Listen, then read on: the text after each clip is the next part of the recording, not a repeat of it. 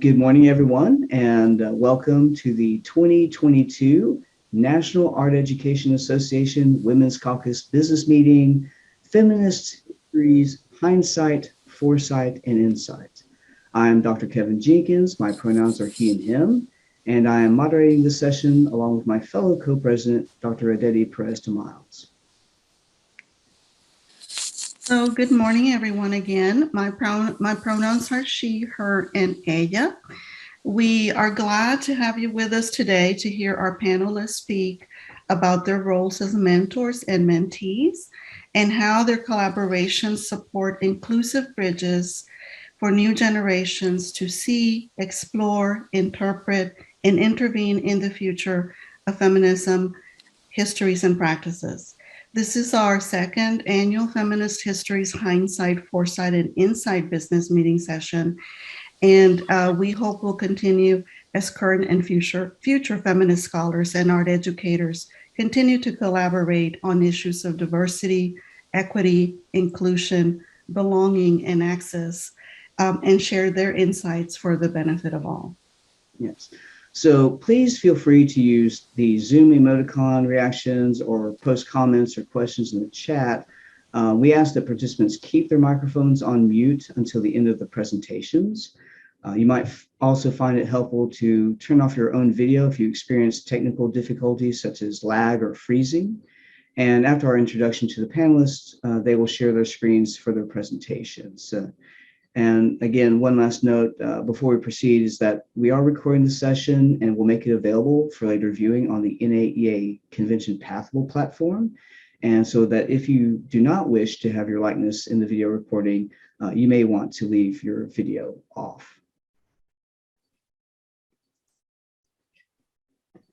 Well, Dr. Mary Ann Stankovics, the Emerita Professor of Art Education at the Pennsylvania State University, coordinated art education programs at the University of Maine and California State University, Long Beach. She was a program officer at the J. Paul Getty Trust and assistant vice president for academic affairs at the Ringling School of Art and Design. She edited both art education and studies in art education, served as NAEA Women's Caucus president from 1985 to 1986, and received the June King McPhee Award in 2003. A former president of the National Art Education Association, she received NAEA's 2014 National Art Educator Award and the 2021 Lowenfeld Award. Developing Visual Arts Education in the United States, Massachusetts Normal Art School, and the Normalization of Creativity was published in 2016. Roots of Art Education Practice has been translated into Korean, and Stepping Stones, Pivotal Moments in Art Education History, co-authored with Paul Bowen and Ami Kantawala, was published in 2021.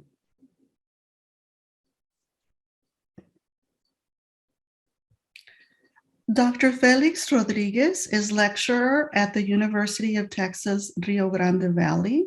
He holds a PhD in art education with a minor in Latin American studies from the Pennsylvania State University. He completed his master's degree at the University of Cincinnati as a Fulbright Scholar. Felix was granted the 2020 Dominican National Archive Historical Essay Award for his research on the history of art education in the Dominican Republic. Socially engaged art education history, K-12 curriculum development, critical pedagogy, and post-colonial theories are converging interests in Felix's teaching research and art-making practices. Felix is particularly interested in the possibilities of the art curriculum to address social, cultural, institutional narratives that have marginalized African aesthetics, with a particular focus on the Caribbean experience. Felix is a member of the Editorial Review Board for Art Education and the NAEA Higher Education Division Western Region Director.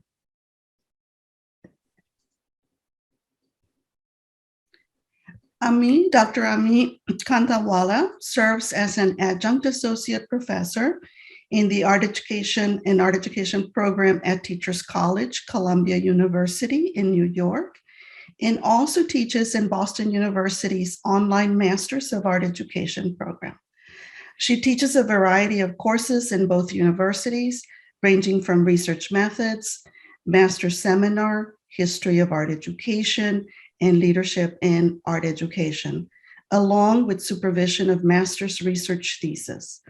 She also serves as a full-time lecturer and program manager in the Arts Administration program at Teachers College, and in this role from 2011 to 2013. She completed her BFA in painting and metal crafts at Sir J. School of Applied Art in Bombay, India, and went on to complete her EDM and EDD in art education at Teachers College. Dr. Kantawala is senior editor for one of the field's peer-reviewed journals, Art Education, published by NAEA. Right. And with that, we are going to stop share from us and hand it over to our presenters. Okay. Thank you, Kevin and Adetty. Thank you for organizing today's presentations and for those introductions. I will go first and am going to share PowerPoint slide. Thumbs up if you can see it. Great, thank you. The Women's Caucus has been involved with a lot of my experiences of mentoring. I can remember sharing a hotel room with Christy Park at the 1981 NAEA conference in Chicago. We were both recent Ohio State doctoral grads and future Women's Caucus presidents. We talked about how the Women's Caucus could mentor art educators attending their first or second NAEA convention, helping them navigate the presentations and exhibitions while making personal connections with colleagues. And that conversation came out of our own experience, starting to go to conferences and being overwhelmed. So mentoring has been important in art education for many years. I do historical research, and one of the loveliest examples of mentoring that I found in the historical research is between Frances Euphemia Thompson, an African-American art educator who did her teaching preparation at Mass Normal Art School, now Massachusetts College of Art and Design, and then returned for a bachelor's degree. Royal Bailey Farnham was the president of the institution. He was also an alumnus and a national leader in art education. So he led a delegation to a 1928 art education conference in Prague, which inspired her to apply to study in Czechoslovakia with a 1937 Rosenwald Fellowship.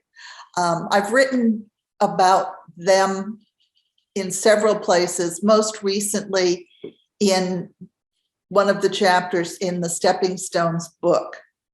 My own mentoring experiences connect with my doctoral professors at Ohio State, but in the early to mid 90s, I was facing a professional crossroads. I was in Florida. I felt underemployed and overwhelmed by responsibilities for driving kids to soccer and dance lessons and riding lessons and everything else.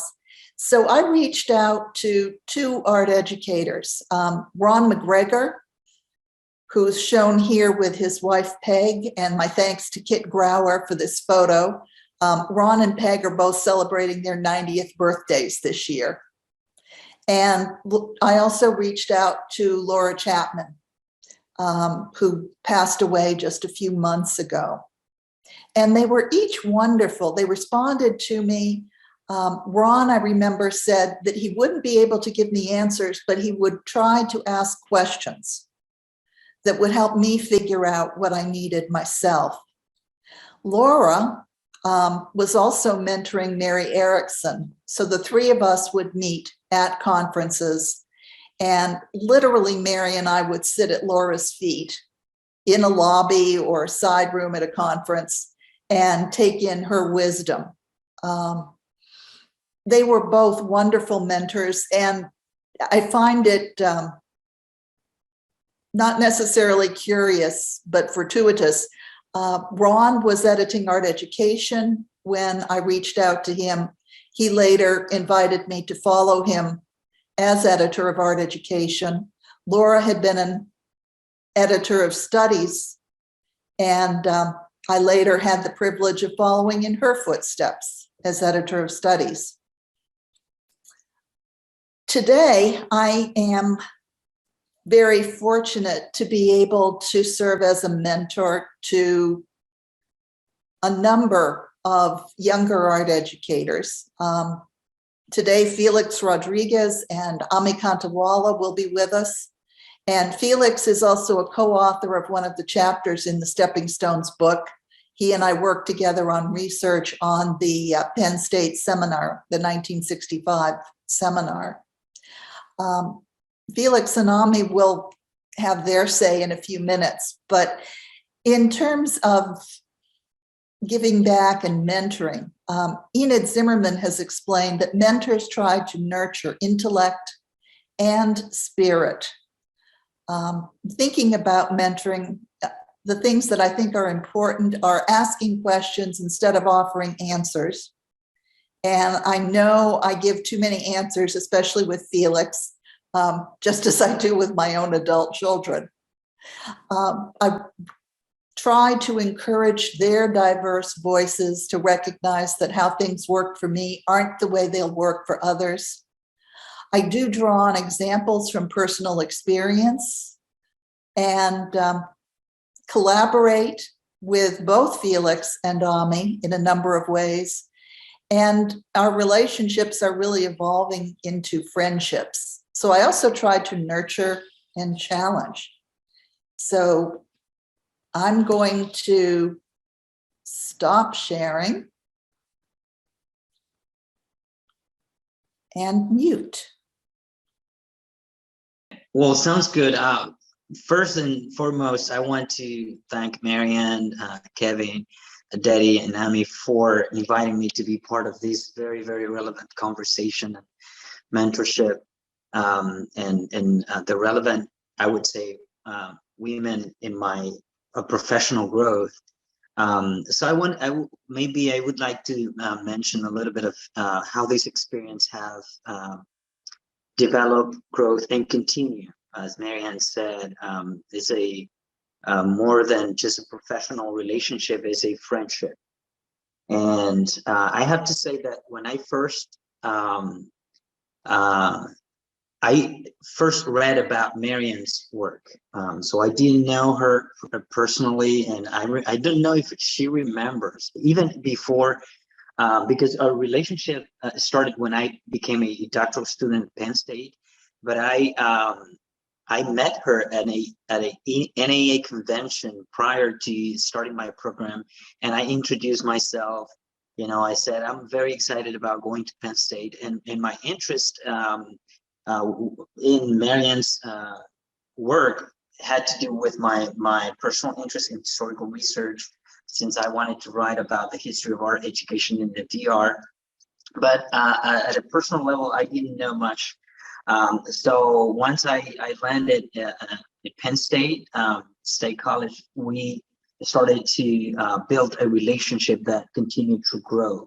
And I think one of the reasons this friendship, mentorship had been so successful is because of an ethic of work, that, you know, mutual respect for Marianne's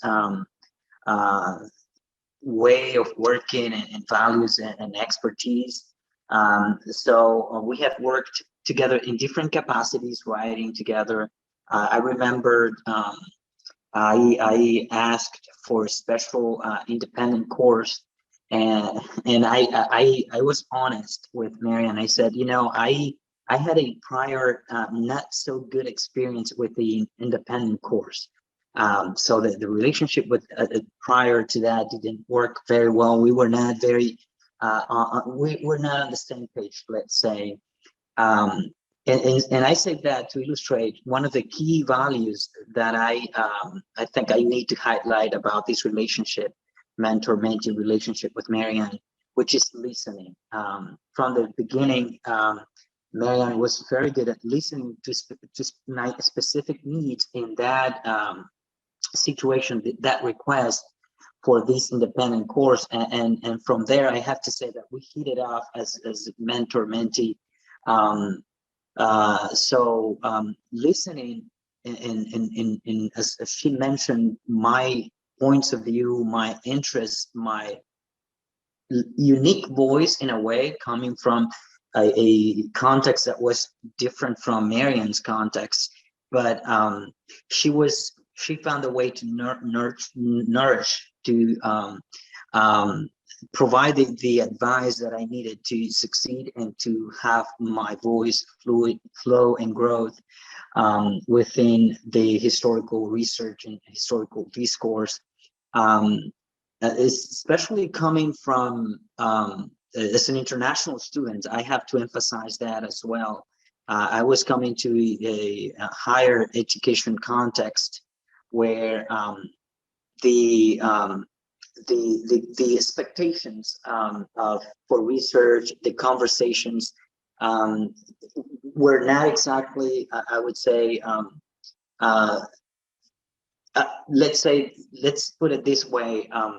I had to learn to speak in the language that was being spoken in higher education in the United States context. And even looking at it from a more pragmatical point of view, being able to articulate my ideas fluently in English was something that I found assistance and help in Marianne in a way that allowed me to improve, not just in the context of what I needed in the moment, but moving forward for everything that I needed to do in graduate education. And I would say the expectations, she set high expectations for me. And sometimes when working with people from whose primary language is not English, you might want to be supportive, but in which way you are supported is very relevant. Marianne was supported in understanding of my the fact that English was not my first language, but she set high expectations for me, and from the beginning, setting high expectations allow me to not be to try to do my best when writing, when articulating my ideas in English, so that I wouldn't use the fact that English was my second language as an excuse to not be a good writer. Let's put it this way. So, and I try to be to set these high expectations for myself, to be the best that I could be in my work, in my writing, and as articulate as I could be.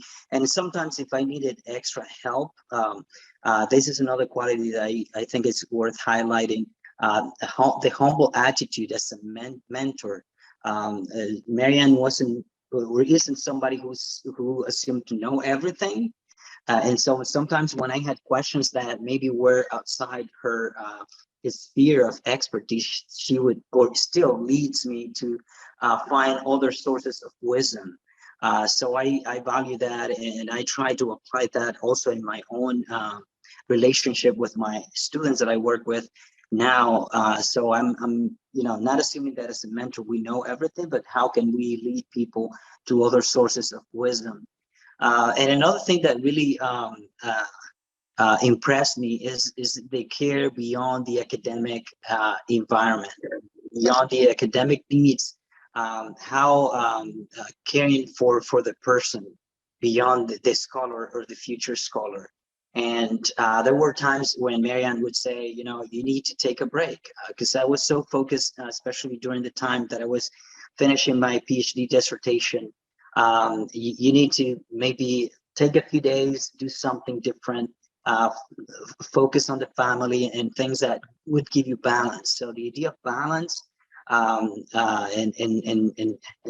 happiness in being a person that is not just scholar, but a full person that has other things to do to find balance and joy and happiness in life.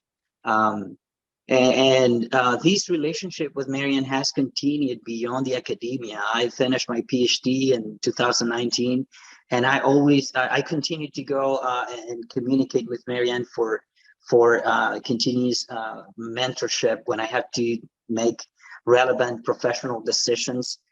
She says, you know, whenever you're ready to cut the umbilical cord, but if you continue to need me, I'm gonna be here for you. And so it's just, I feel so blessed to have somebody who is accessible. So if I need to, you know, phone call, an email, she's very responsive. And so having accessibility and having this care for my future well-being professionally and also personally has been something that I cherish very much in this relationship. And one of the things that I feel that I'm, you know, in debt in my development so far, throwing myself out there, being daring, being brave, in terms of even as a PhD student, I participated in activities and events that I was very nervous about doing. But, you know, I was encouraged to take advantage of opportunities, of conferences, and seeing the example of somebody who is active, who is daring, who is brave in terms of having your voice in different venues, not only within the art ed field, but in different spaces, was really motivational for me and encouraging to try to take advantage of as many opportunities as possible that were out there. And because of that, I would say I benefited greatly from many fellowship grants that were out there available. But if I had not taken the step, and maybe if I had not been motivated, in addition to the fact that Marianne had to write most of these recommendation letters for me. So, I mean, I'm very, very grateful. And you know, it's for me a pleasure to be able to highlight these qualities in this relationship with Marianne today. Thank you, Felix, so much. All of that just resonates so strongly with me as well. Thank you, Felix. That was wonderful. And thank you, Marianne and Kevin and Adetty, for inviting us to be part of this. So Marianne and I began our relationship when I was a graduate student. I came from India, so I was an immigrant. And it took a while for me to fit into the Western ways of thinking, to be part of a community which was not homogeneous and very different. So culturally, there is the mentor-mentee relationship is typically seen in Indian culture as an apprentice and a mentor. So you kind of become someone who really navigates that relationship by being a disciple. And in Indian terms, Marianne would be would be called a guru. So someone who has the most knowledge, and you become the disciple. So at Teachers College, my doctoral advisor, my mentor, Graham Sullivan, would always say that once you know what you're interested in, find your mates out there and reach out to them, and you'll be surprised how willing they might be to have a conversation. So, of course, I did not have the courage to reach out to her. And I was shy. I was very timid 20 years ago, where I did not have the courage to even speak up in class, but Graham would insist that you make that effort. And slowly I got to the point where I could communicate. So he said, you must reach out to Marianne if this is your interest. And Marianne, you can correct me if my memory has failed. But I think the first time we had a formal introduction was when GRAE started at Penn State. And that's when I spoke in that class, spoke in that auditorium, and talked about my work on Indian art education for the very first time, because my interest in history and art education in India basically emerged out of a history class where we read Eflin's book, and I recognized that there was no mention of India. And it kind of worried me that as someone who comes from a different culture, there is a lack of representation of other cultures. So that's how this started. And then after that, whenever I would present, Marianne made it a point to be part of all my presentations at NAEA. And that's when the relationship started kicking in. She would be sitting in first, second, third row, would talk to me afterwards. And I have a very fond memory of even David being there for many of those presentations. And one presentation, there was a room change and I wasn't there. And David somehow found me and said, Marianne was really worried that she did not see you. And that's when that kind of hit off, that there is somebody who's out there looking out for you as someone who is still trying to find and navigate her place within a different culture, a different society, and a different scholarly context. And that nurturing kind of began from that point forward.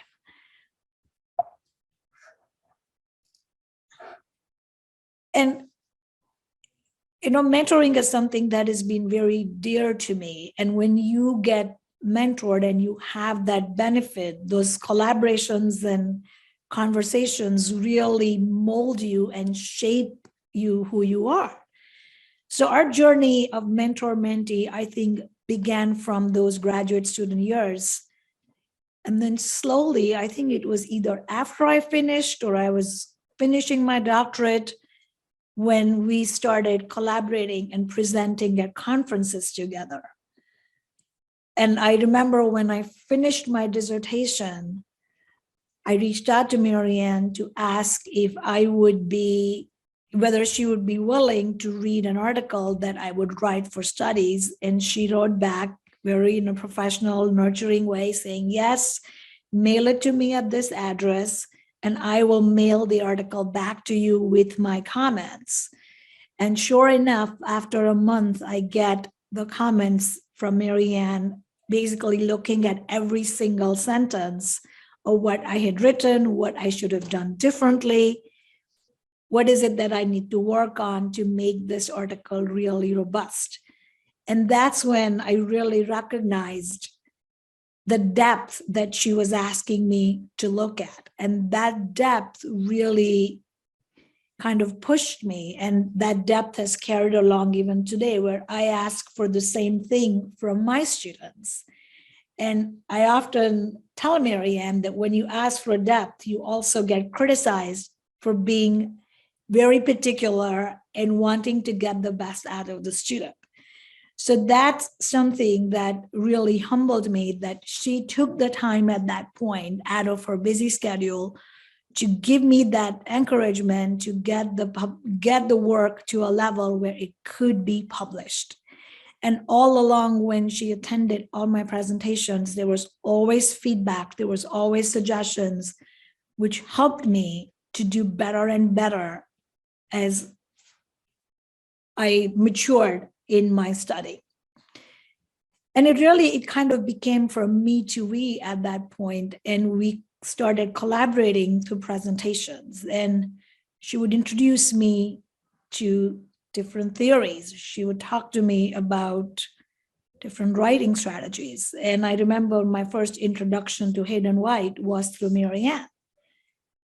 And when Marianne would kind of put things out there, it would sound really simple. And then when I have to start thinking about, like, how am I going to work through this? I would reach out to her and talk it through with her, saying, does this make, how does one work and navigate through these kind of challenging concepts?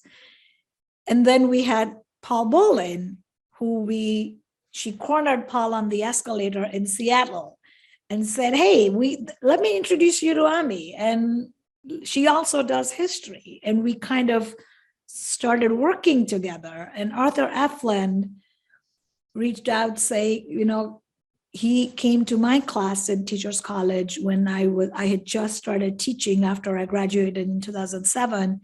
It's like, I need someone to rewrite my book, and would you be interested in doing another edition? And then I reached out to Paul and Marianne, and the three of us said, no, we're going to do our own work together.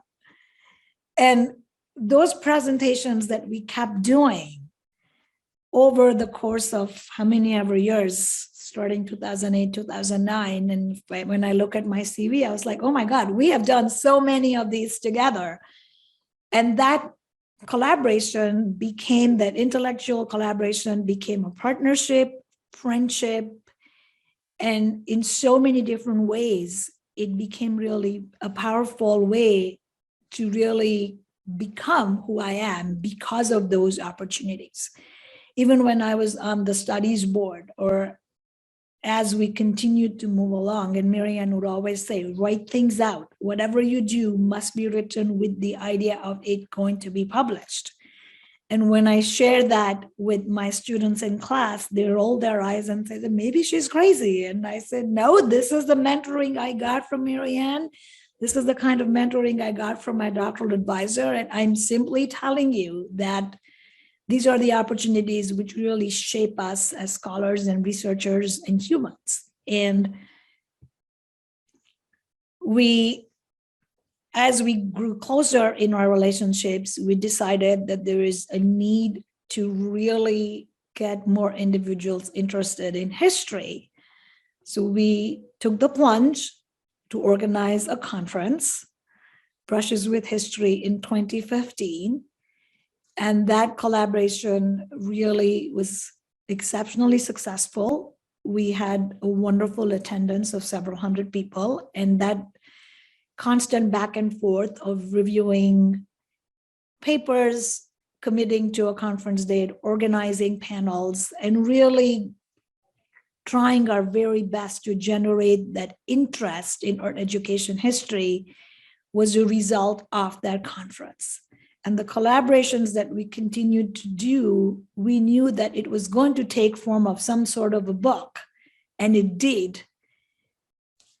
As you can see here, the evidence, the proof is in the pudding. The 2021 book came up, and all along that journey, I had children. I was pregnant with both my kids, and Marianne was always, I would talk to her about babies and conferences and how to navigate a life with all that, with a spouse who doesn't have any flexibility, but being a parent, and all that juggling all through my years of being an adjunct, and really finding ways to figure out how can I maintain my scholarly identity. And as a woman, like, what do I do? And I really looked up to her, and I continue to look up to her. And the conferences that we did together, our conversations, very often we have chatted on Zoom just to play catch up. Tough love. She'll push me to the toughest limit she possibly can. And I can't disappoint her.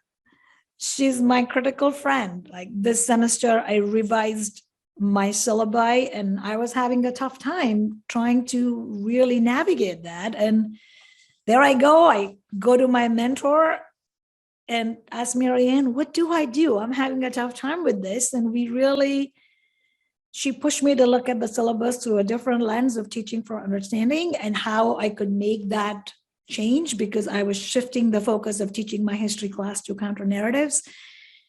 So I owe it to her. And, my payback to Marianne is continuing to do my best and keep holding that standard high enough for myself that I keep reaching that level of rigor and the mentoring and nurturing that she has given me, and how I continue to kind of give that to my own students. And there were several teachable moments through my career that I really have, I am very grateful to have this.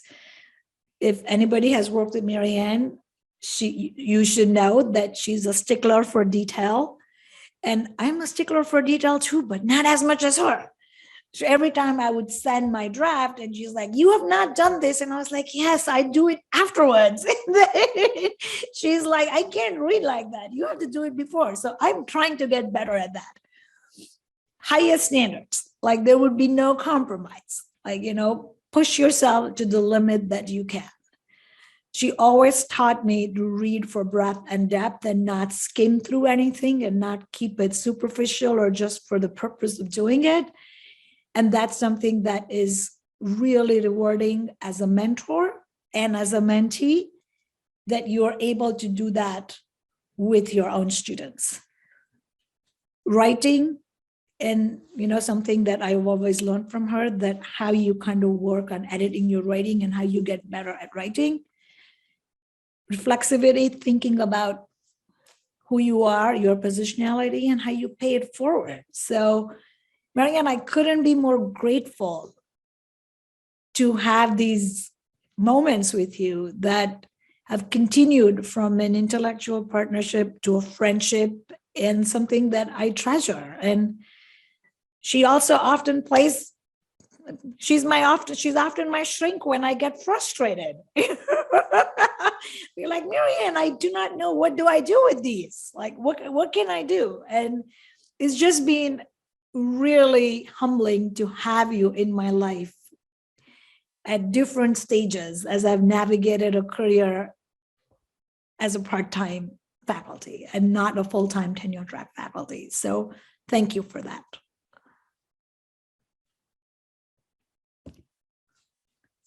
So I'll end with this quote.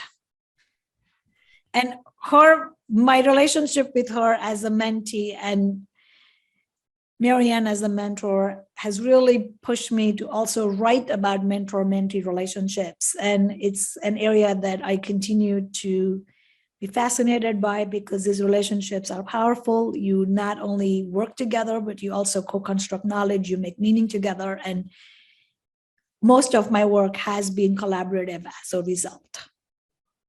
So I will end on that, and I'll stop sharing my screen.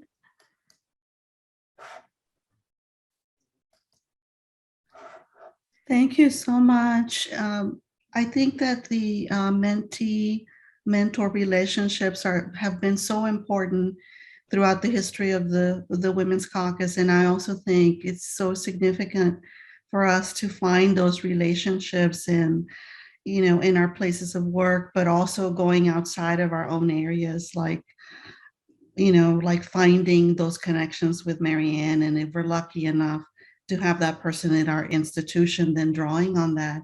So we would love to open it up for conversation for our audience participants to ask questions of our presenters today. And there's so much information.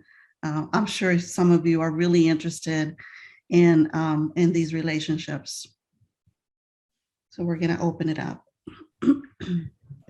I have a comment. I just want to say thank you to Marianne. I had Marianne as one of my professors in history of art education, which I had never even heard of before until I took that class. And she introduced me to Mary Godfrey. And I was, the first African-American woman art educator. And I was just so amazed, just being in her class and just opened up a whole type of theory I never even thought of before. So I'm very grateful to you, Marianne. Thank you so much for being my professor. Thank you, Indira. I remember you in that class, and I remember a conversation we had after you turned in your final paper. You had read my usually tough comments and panicked and didn't realize what a great job you'd actually done on that paper. So it was such a pleasure to have you in class and to know that you were working on Mary Godfrey.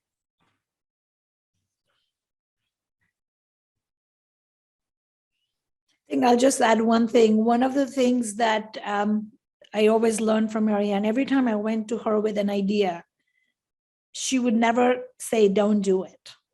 Mm-hmm. She would always say, yes, you can look at it this way, or you can read this. And she actually is the one who really pushed me to read outside of the discipline, to be able to connect and understand what it means to engage with scholarly work and how it informs the work that you do. One of And the Sorry, go ahead. Oh, go ahead. One of the questions that I, have for Marianne. So in listening to Felix and yourself, I mean, it's evident you've given us such rich history about how the relationships formed and the mentorship. But Marianne, one of the things that I'm really curious about is that, often international students feel isolated and disconnected. And how do you make that bridge? I mean, you've done it so well with Felix, and I mean, to support what I hear is these very diverse voices. And so how do you do that? I'm not sure. I try to work with each student as an individual. And while I think of it, Felix mentioned the not cutting the umbilical cord line. I have to give credit to Ken Morantz at Ohio State for writing that to me in a letter. So I've passed it on since then. I like non-traditional students. I have since I taught at the University of Maine. And I like getting to know the students. When I started as a doctoral student, I actually managed to have Elliot Eisner angry with me before I started my PhD. So I felt like an outsider. And then went to Ohio State, which was warm and welcoming. And my husband, David, and I would compare notes on our graduate experiences, and his at Harvard was terrible. They had one faculty member who stood up in class and said, well, you may be smart enough to do a doctorate in art history at Harvard, but you'll never be smart enough to teach here. And I think that's why he transitioned from art history to art education. We were just much nicer people. So I think it's just recognizing that each student is different. Each student has their own strengths and weaknesses. I've seen it with my own kids. I am the proud parent of a rapidly approaching middle-aged man scientist, although I originally gave birth to 2 girls. I'm now the proud parent of a son and a daughter. So I've learned a lot from my kids and the need to accept them and to work with them and to learn from their experience. So that's the best I can say. Thank you, Marianne. Adetty, if you allow me to add something to that, I think that, I emphasize the idea of listening. I think Marianne is a good listener because you don't know everything. You don't, if you start from a point of view when you meet somebody from a different culture, different country, that you know what they need, what they, how they are thinking about something, you have some set of preconditions in there that might not be good. So I think that from the beginning, Marianne was a very good listener. And I think that she had found these good balance between being somebody who could provide you with thorough, in-depth feedback, but I never felt that Marianne imposed in me, in my writing and in my thinking, a particular way of doing things or approaching, interpreting a situation in a concept or anything in my writing. So she would be providing thoughtful, in-depth comments, feedback, suggesting multiple thinkers that I could include in my thinking process, but never imposing any way of thinking about any ideas. So I think that, leaving enough room for people to have the freedom to bring their background and take advantage of what they have as a resource. My experiences growing up in the DR, how can I take advantage of that? And I felt with Marianne's mentorship that was nurtured, that was encouraged, motivated. So I think she found a good balance between reading closely, providing good, strong feedback, but at the same time, letting your voice flow. So I just wanted to add that as well. So I think, Felix, I couldn't agree more, because coming from, like you, from a different culture, growing up in India, and when I started at Teachers College, I was the only brown woman in the class, and I had no courage to speak up. And the more I work with Marianne, I've recognized that my culture, my skin color, I need to be more comfortable with that. And there is something that I have to bring to the table. And that piece became really useful. And it kind of mirrors the comment that if you don't see color, you don't see me. And I think that's the part which really became powerful for me through my relationship with Marianne, to really kind of be aware of my culture, weave it in everything that I do. And assimilating within a Western culture is one thing, but kind of making the best of the two is other. So how did that, and that really came through to the work that I did. And it's because of people like Marianne and my own mentor, Graham Sullivan, my doctoral advisor, really pushed to see ourselves within, using that culture as a framework, and really kind of, pushing on that, rather than trying to say that I need to do this because I'm here. But no, you have something to bring from the culture that you come from, and how does that get woven in everything that you do?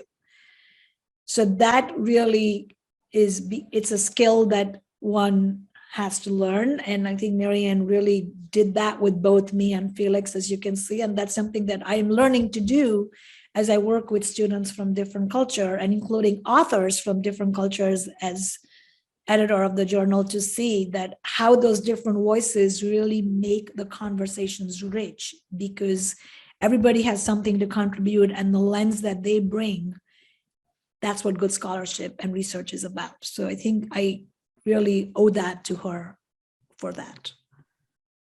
Thank you so much. Does anyone have any questions, comments, things that resonated with you in this presentation that you might want to share, Linda? That was incredible. I have to tell you, what a flood of emotion it really brought to me listening to you, Ami, talk about the intersectional relationship of parenting, caregiving during your doctoral work. I would love to hear more about that, and how the mentorship of Marianne helped you get through that. I cannot even tell you, how painful, even I'm 24 years out from that, my grown children, and it's still raw for me, having to hide that. And I try to mentor my own students that are caregivers. Even if, caring for aging parents, I cared for both of my parents until they died. We're always caring for people in our lives. How do we mentor our students now during COVID as they're caring for people that are ill? How do we mentor our students through caring for themselves? This mentorship of caring is so vital and important. So thank you so much for sharing that. And I would just love to hear more about how Marianne did that for you. Thank you so much. Thank you, Linda. And so when I had to make some career decisions in terms of what I was going to do once I graduated. My husband is a frontline worker, and we did not have the option for me to work and for him to work full time if we were going to have a family.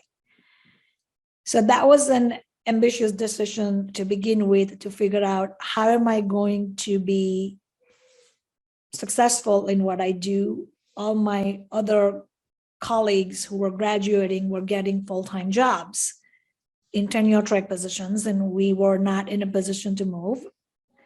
And I reached out to Marianne in terms of like, what do I do? And Marianne, you might remember this. You had me do a 3-year plan.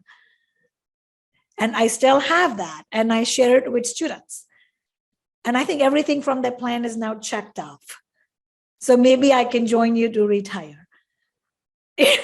So she really kind of had me think about my scholarship in the work that I wanted to do as a parent, and balancing act that it would be, one was leadership within the field, one was scholarship within the field, one was service and my own work.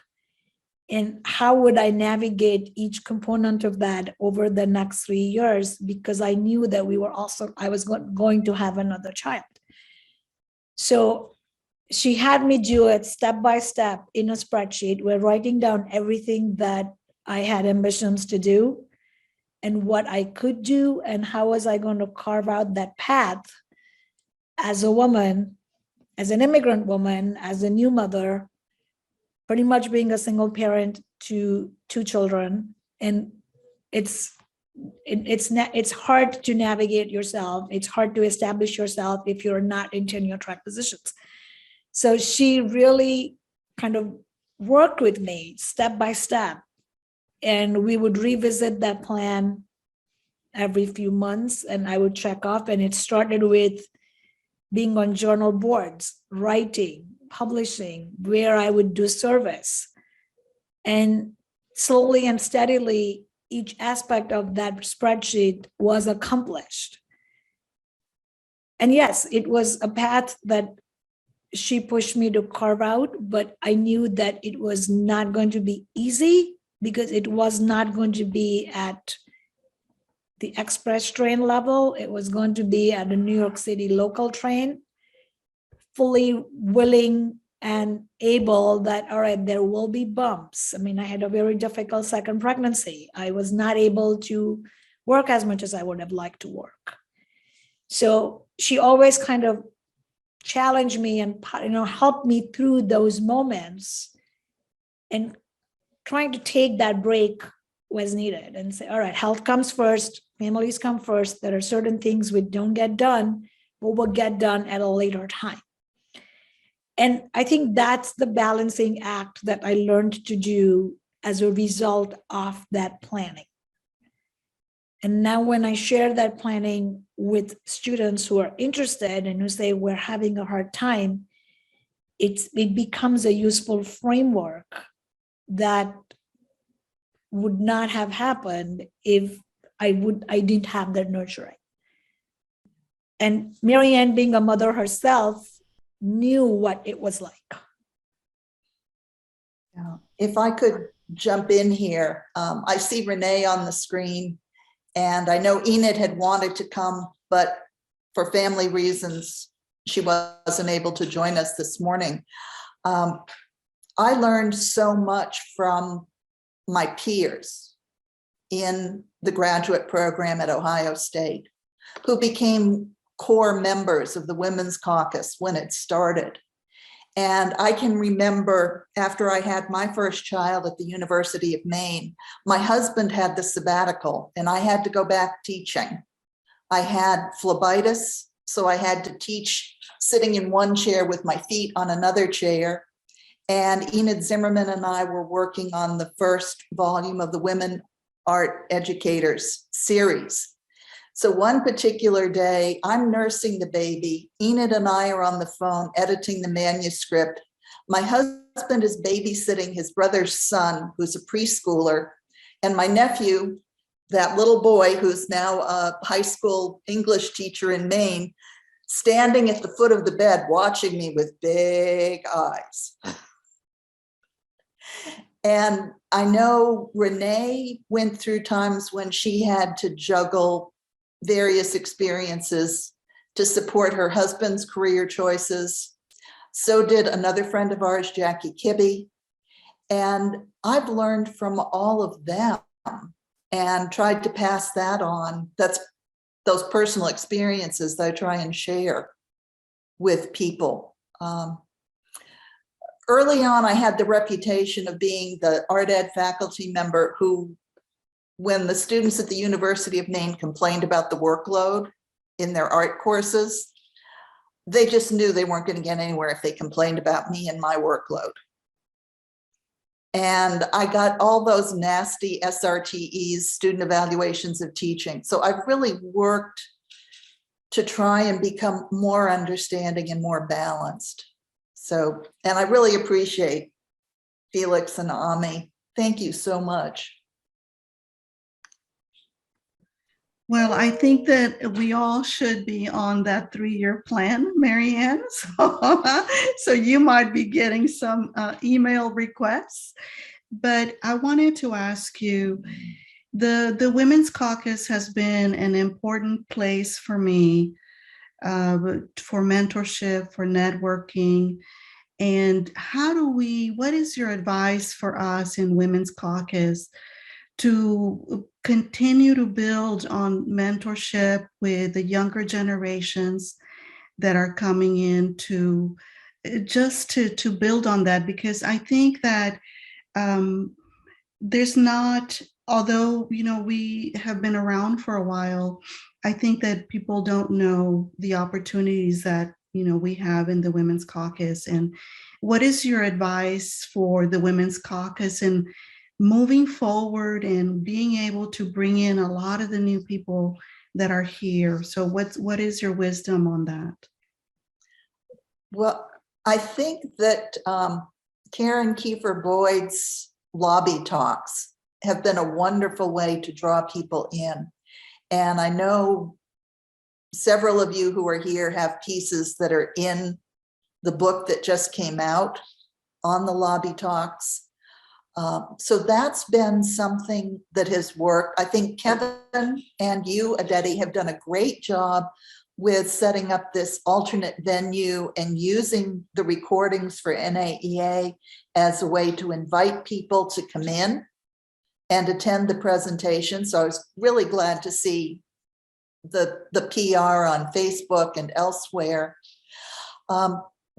It's interesting because this goes back to the conversation Christy and I were having in that Chicago hotel room all those years ago. And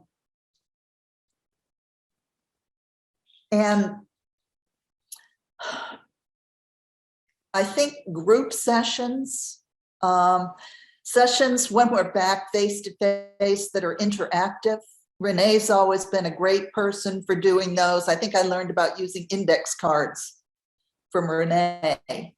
And any kind of session that's going to draw people in and get them actively involved.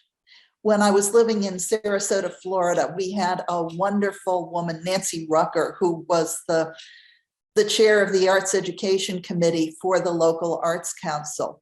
And whenever we would do something for a public event, Nancy always made sure that you made people promise to do something following that event. So if you could think about ways to bring people into a session and then get them to make a commitment to join the Women's Caucus, to join a peer group, because for me, really, the Women's Caucus has been one of the most important supports.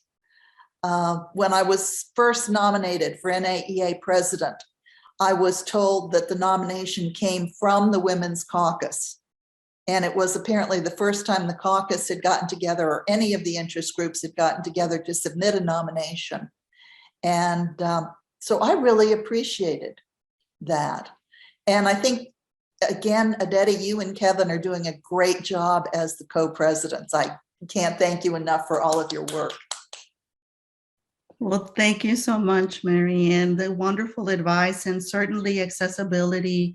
Like I was very excited today that we could open it up to people that have maybe not registered for the conference yet. So that was really nice. So we definitely want to continue to do that. So thank you for that advice. And I actually, if there are no more questions or comments, I think this would be a good segue for us to actually do a plug-in. What do you think, Kevin? Yes, that would be a good time because, first of all, let me share my screen. And I do want to thank our panelists and also Yes. our participants for sharing your wisdom. And I just think it's so important that we continue to create places of mentorship wherever we have that opportunity. And, you know, the Women's Caucus is one group, you know, where we could do this, but we could also do it outside of that within our own institutions. I know that, you know, I've looked up to Renee's work. I continue to, you know, learn from what she's doing in her work as well. So, yeah. All right. So do you know, or do you or someone you know have the qualities you desire in strong, ethical, feminist leadership? Considering nomination, for yourself or them to the position of president-elect of the Women's Caucus. It is that time. So the position is open to any current Women's Caucus member who is also currently an NAEA member, does not hold another Women's Caucus position, and has been a member for at least 2 years. The term is for 2 years, during which they receive mentorship from the current president and past presidents. At the end of the 2-year term, they step into that position as president. So you can submit nominations in the Google form that I'll post in a moment in the chat and after the sessions today on Collaborate. So we ask that if nominations could come in by March 6th at the end of the day, that would be wonderful. And so we definitely encourage you to consider it, and also people that you're working with and mentoring as well, maybe send them our way. Yes. All right. So coming up shortly at 12 p.m. is the Latina X and Chicana X Art and Pedagogy session. And from 1:45 to 3 p.m., we have a regional artist talk by Carla Ganis, who is based in Brooklyn, New York. And we sent out to the membership a couple of artists, and the members selected Ganis. So we're really looking forward to Julie. Our exhibition coordinator is going to moderate the event. And at 4 p.m., we will hold the Women's Caucus Awards ceremony, as well as pay tribute to Dr. Elizabeth Dela Cruz. And so, are you not a member? Let us show you how easy it is to join the Women's Caucus.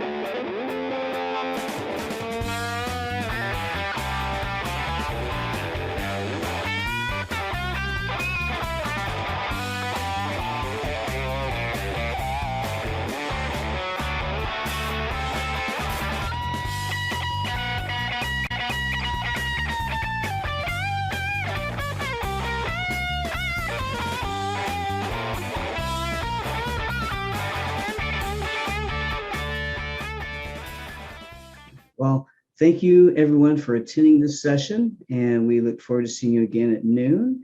You're certainly welcome to stick around and chat in the breakout rooms we have set up to catch up with friends and colleagues.